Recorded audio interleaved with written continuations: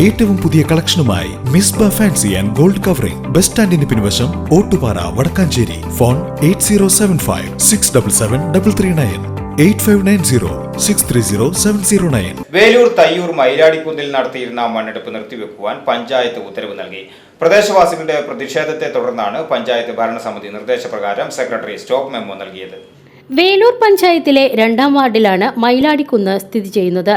ഇതിനോട് ചേർന്ന കുന്നത്തുപുരയ്ക്കൽ നഗറിൽ 40 പട്ടികജാതി കുടുംബങ്ങൾ താമസിക്കുന്നുണ്ട്. പ്രദേശത്ത് കഴിഞ്ഞ പ്രളയകാലത്ത് വലിയ തോതിൽ മണ്ണിടിച്ചിലുണ്ടായിട്ടുണ്ട്. ഉരുൾപൊട്ടൽ ഭീഷണിയെ തുടർന്ന് പ്രദേശത്തുള്ള കുടുംബങ്ങളെ മാറ്റിപ്പാർപ്പിച്ചിരുന്നു. കഴിഞ്ഞ പഞ്ചായത്ത് ഭരണസമിതിയുടെ കാലത്ത് മണ്ണൊലിപ്പ് തടയുന്നതിനായി 45 ലക്ഷം രൂപ ചെലവഴിച്ച് സംരക്ഷണ ഭിത്തികൾ നിർമ്മിച്ചിരുന്നു.